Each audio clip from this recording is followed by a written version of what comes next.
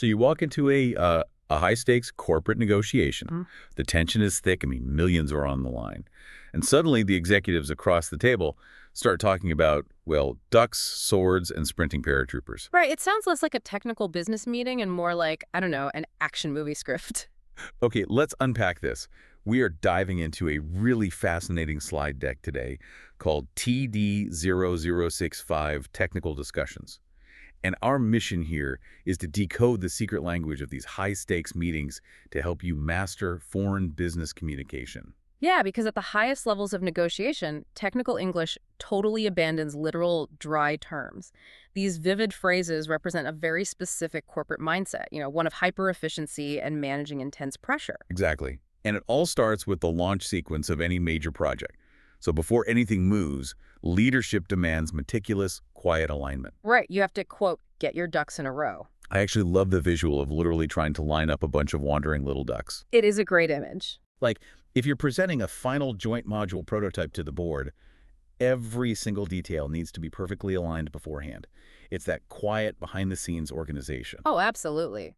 But that quiet organization is immediately followed by a pretty brutal expectation, hitting the ground running. Ah, right. Yes, which originally evokes a paratrooper jumping out of a plane, sprinting the absolute second their boots touch the dirt. Imagine, say, bringing on new AI engineers to build diagnostic software. Management uses this phrase as a culturally acceptable, almost heroic way to demand zero onboarding time. I mean, you are basically expected to skip the adaptation phase and generate immediate ROI. Exactly. It's the ultimate one-two punch of project management. Yeah, the ducks are the quiet preparation, and the paratrooper is the 0 to 60 execution. You got it.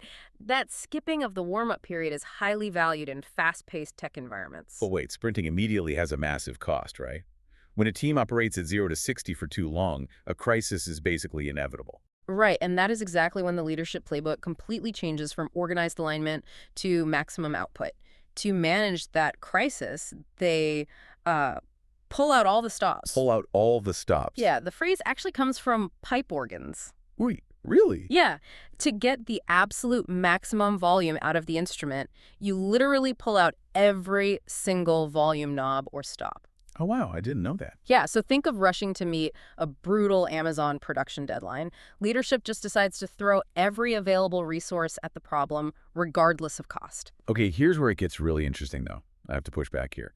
Isn't pulling out all the stops almost guaranteed to create a double-edged sword situation, like extreme burnout or technical debt? Well, yes, and they justify it because the extreme push introduces exactly that, a double-edged sword. It's a blade that cuts both ways. Because the massive advantage hides an equally massive risk. Exactly. Take the engineering example from the deck, a new high-torque design. Yes, it vastly improves your motor's performance, but that exact same modification significantly increases your heat dissipation requirements. Right, so the very thing making you successful is generating dangerous heat, which leaves the leadership team with a terrifying problem. Because both sides of that equation, the extreme performance and critical safety, are absolutely required. So how do leaders resolve those dangerous trade-offs? I mean, they basically have to achieve the impossible. Well, when a team is trapped in that kind of two-sided paradox, they're asked to square the circle. Square the circle, the ancient geometric riddle. Exactly, trying to turn a circle into a perfectly equal square using only a compass and a straight edge. Which is mathematically impossible. Completely impossible. But in business, it represents an attempt to harmonize fundamentally contradictory goals. Right. For instance, the source mentions trying to drastically reduce a physical component's weight without sacrificing any of its rigidity. You're trying to find a solution that barely seems possible within the laws of physics. So what does this all mean for you? If you're sitting in one of these meetings, why use these idioms at all? Right, why not just say, this is a hard problem? Exactly.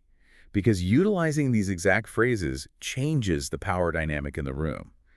Saying you need to score the circle shows your colleagues you deeply understand the contradictory nature of the challenge. It transforms you from a mere participant into a strategic communicator. You aren't just reporting the what of a project, you are commanding the why and the how. You're signaling that you understand the underlying pressures of the corporate machine and can navigate them effectively.